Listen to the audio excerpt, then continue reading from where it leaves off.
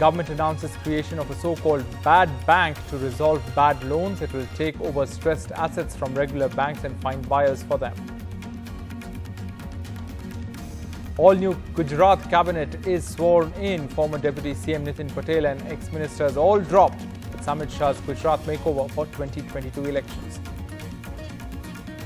First look at the construction of the new Ram Temple complex in Ayodhya. The temple is slated to be ready by December 2023, just before the next Lok Sabha elections. And income tax raids at actor Sonu Sood for the second day. Opposition says this is selective targeting. Social activist Harsh Mandar raided by the Enforcement Directorate. In a major announcement which will help banks deal with bad loans, the Finance Minister on Thursday announced the setting up of a so-called bad bank which will manage the bad debt for banks.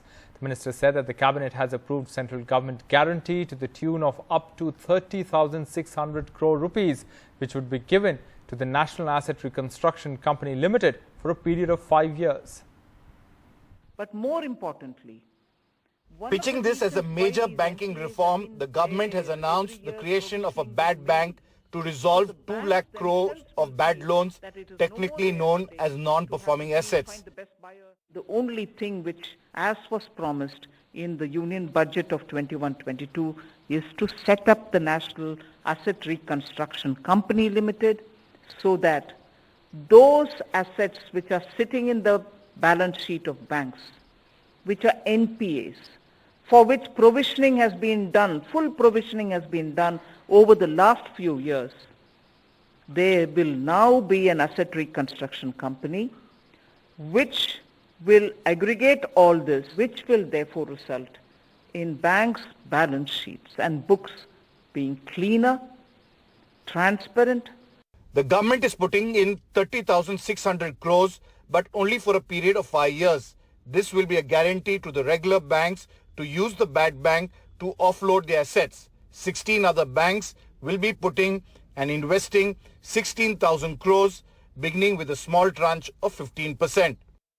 It is a natural way of an incentive or disincentive, you may say, that beyond 5 years, if they delay the process, then they can no longer invoke the guarantee. It gets extinguished. In the first phase, the bad bank will take over and dispose of 90,000 crores of stress assets. The pandemic has added urgency to the move with the severe economic shock of the lockdown and businesses shutting down. The RBI recently projected that even in the best case scenario, gross non-performing assets will rise from 9.5% last year to between 12.5 and almost 14% this year. The concept of a bad bank is a new concept in India, and definitely all eyes will be on how it succeeds, especially in an emerging economy.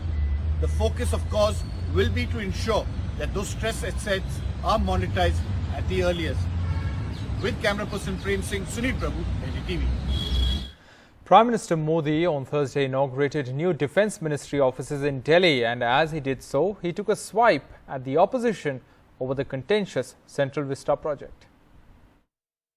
From 75-year-old hutments to swanky buildings, Ministry of Defence is the first ministry in Government of India to get new offices as a part of the Central Vista project.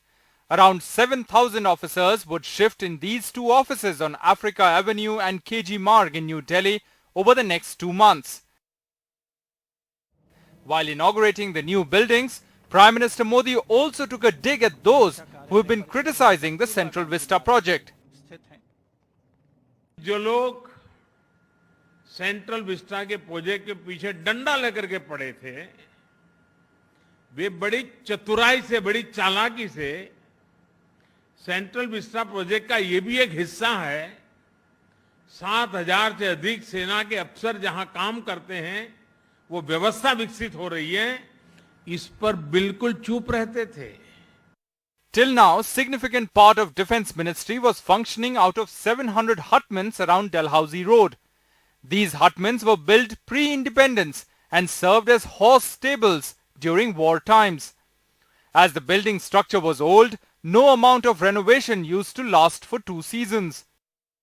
Meanwhile, the 50-acre space vacated near South Block will be used to develop executive enclave of Central Vista project, something that came under huge criticism from the opposition, even challenged in the Supreme Court.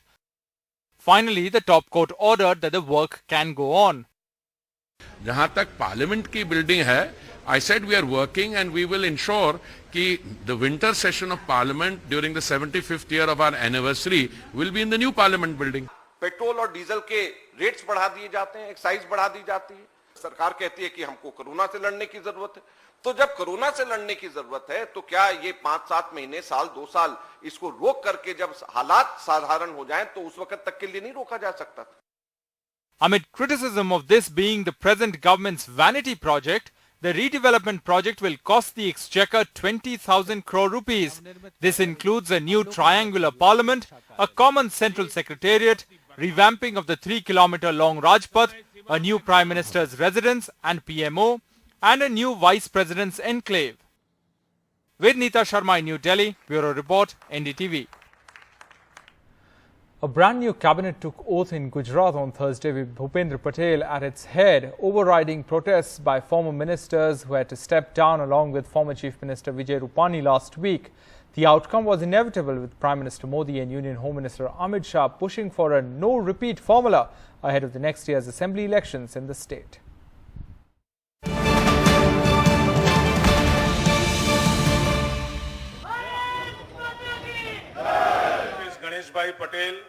An entire government, right from the Chief Minister downwards, sacked in the home state of Prime Minister Modi and Home Minister Amit Shah. First-time MLA Chief Minister Bhupendra Patel will now be working with a fresh set of 24 ministers, 10 cabinet and 14 ministers of state. Gujarat રાજ્યના મુખ્યમંત્રી તરીકેના મારા કર્તવ્યો. An unprecedented decision demonstrated in a unique ceremony, all ministers taking oath in a chorus. હું રાજેન્દ્ર સૂર્યપ્રસાદ ત્રિવેદી, હું જીતેન્દ્રભાઈ સૌજીભાઈ Vaghani. Decisions on the new cabinet were approved and cleared in New Delhi, with Amit Shah approving all the names cleared by General Secretary Organisation B.L. Santosh. Gujarat in charge Bhupendra Yadav and State Party Chief C.R. Patil. The new cabinet has greater representation of youth, has more people from South Gujarat and addresses caste equations with Patidars and OBCs in the mix. सरकार के लोगों को party में काम करना चाहिए और party में काम करने वाले को सरकार में स्थान मिलना ही चाहिए। ये आदर्श बात है। अभी तक किसी ने ये पालन नहीं किया था, पहली बार हो रहा है। जो पार्टी काम करती है, वह पार्टी अपने नए नेतृत्व को भी उभारते हुए सार्वजनिक जीवन में नए नेतृत्व को, नए अनुभवों को विस्तार देने के लिए, सामाजिक रूप से नए लोगों को प्रतिनिधित्व देने के लिए एक नई परंपरा के साथ काम कर रही है। The move is being seen as an effort to contain anti-incumbency 14 months ahead of the polls in Gujarat, also to blunt the progress made by the Aam Aadmi Party in the recently concluded Surat municipal polls. The big question is whether a no-repeat government will propel a repeat. The opposition feels this change is cosmetic and the people will see through it. The Gujarat government came in for a lot of criticism for the manner in which it handled the second wave of the COVID-19 pandemic. But with 2 CMs in Uttarakhand gone, B.S. Yediyurappa's exit in Karnataka and Vijay Rupani and his entire cabinet being replaced in Gujarat, alarm bells are ringing for other chief ministers too. Himachal Pradesh's Jairam Thakur was in the national capital to meet the top brass of the party. But he dismissed speculation of his removal as rumours. Another Chief Minister, Manohar Lal Khattar, also in Delhi to meet the Prime Minister, but the official reason given was that he wanted to wish the Prime Minister on his birthday. Now, the big question is, who all get to say thank you PM Modi for staying on as Chief Minister in their respective states? With Sanket Upadhyay in New Delhi, Saurabh Gupta, NDTV. The site of the Ram Temple in Ayodhya, where phase 1 of the construction is almost complete, was showcased by the Ram Janmabhoomi Trust for the first time on Thursday. Officials of the trust said that the construction will meet the deadline and the temple will be open for devotees just before 2024 Lok Sabha elections. Alok Pandey reports. The Ram Temple construction in Ayodhya will meet its December 2023 deadline just before the Lok Sabha polls. And phase 1 of construction is almost over. the Temple Trust has confirmed, as it showcased for the first time, the 10-acre actual construction area within the Ram Janmabhoomi complex. I'm sure you can see that flag over there. Now that is the place where Prime Minister Modi last year carried out the Bhumi Pujan of the Ram temple, and that is where the idol of Lord Ram will be established. Now जब हम खुदाई चालू किया और करीबन 40 foot हम लोग नीचे गए। नीचे जाने का मेन कारण था कि जो भी लूज अर्थ यहाँ पे था, यहाँ पे मलबा वगैरह था, उसको पूरा निकाल के वहाँ हमने अच्छा सा उसको कॉम्पैक्शन वगैरह किया और उसके बाद में उसकी वापस भराई चालू किया। Around 4 lakh cubic feet of stone and marble from Rajasthan will be used for the temple, which will stand 161 feet over the sanctum sanctorum. There will be no use of steel or bricks.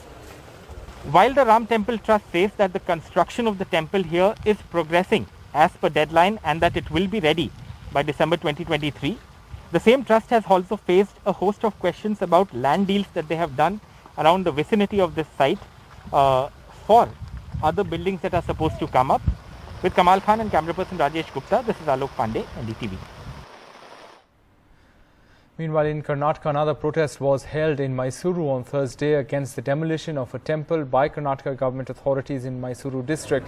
The temple near Nanjangud had been demolished as part of a drive to clear temples from public land. Several groups had objected to this move, and on Tuesday, Chief Minister Basavaraj Bommai halted all such demolitions. Thursday's protest near the Mysuru Palace by the Hindu Jagran Vedike and other groups saw slogans being raised against the BJP government in the state. And BJP MPs Pratap Simha and Tejasvi Surya on Thursday faced anger of the protesters during their visit to Chikmagaluru. Protesters questioned the demolition of temples in the state, and these MPs were in Madigere town to inaugurate a private hospital. These protesters and activists shouted slogans seeking justice. They sought explanation from both the MPs. Two well-known individuals, one a popular actor with no apparent political leanings, Sonu Sood, and the other a former IAS officer, a well-known activist and a critic of the Modi government, Harsh Mandar, have been subjected to raids by the central agencies, once again leading to questions and allegations that these agencies are being used to target opponents of the ruling dispensation at the centre. Raids by central agencies on two personalities, actor Sonu Sood and ex-IAS officer Harsh Mandar, well known for helping migrants and others who suffered the brunt of the lockdown. 7 hours on Wednesday and back early this morning. Income tax officials investigating actor Sonu Sood have spent 2 days at his residence. With very little known about the nature of the investigation, many are saying that Sonu Sood's decision to become the brand ambassador for the Desh Ka Mentors program of the Aam Aadmi Party-led government in Delhi is the reason he's facing the heat from the income tax department, with officials landing up at his home for the second consecutive day. IT sources claim there was a land deal between Sood's company and a Lucknow-based real estate company, and that they suspect that there was suppressing of registration value and tax evasion. The Shiv Sena said the action was the result of a Talibani mindset. लोकप्रिय कलाकार सोनू सूद, इनके विविध properties पर income tax department के red पड़ रहे हैं और कहा जाता है कि जब से सोनू सूद आप गवर्नमेंट के ब्रांड एम्बेसडर बने हैं, इसी वजह से उनको ये सब झेलना पड़ रहा है. इसे तालिबानी मानसिकता ही कहना चाहिए. जहां पर इनकी खुद की सरकारें हैं, वहां पर कोई कार्रवाई की जाती है तो वह कार्रवाई पारदर्शी, पर इनकम टैक्स से लेकर के सीबीआई ईडी कोई कार्रवाई करे तो वो कार्रवाई शक के कटघरे में कैसे हो सकती है? यह कांग्रेस के साथ विपक्ष की ओछी मानसिकता का परिचायक है. In New Delhi early this morning, an enforcement directorate team raided activist Harsh Mandar's home and office, and even a children's shelter home. Mandar is travelling abroad. The Enforcement Directorate, taking cognizance of Delhi Police FIR dated February this year on allegations of financial irregularities at Harsh Mandar's NGO, Centre for Equity Studies, has initiated a money laundering probe. Sources in ED say, as the Delhi Police FIR showed scheduled offences like criminal breach of trust, criminal conspiracy and cheating, the agency has registered a PMLA case and carried out searches at his residential premises and also at his official premises. While Harsh Mandar has been a critic of the government, Sonu Sood has so far steered clear of politics, apart from becoming a brand ambassador for an AAP government program in Delhi. Neither has responded, but Sood, who had put up this post of Arif Ansari, whom he had helped, came today to express his solidarity. The raids at Harsh Mandar's home in New Delhi and Sonu Sood's home in Mumbai have once again raised questions about whether central agencies like the Enforcement Directorate and the Income Tax Department are being misused to target critics and opponents of the current dispensation in New Delhi. In Mumbai with camera person Praveen G. Rohit, Saurabh Gupta, NDTV.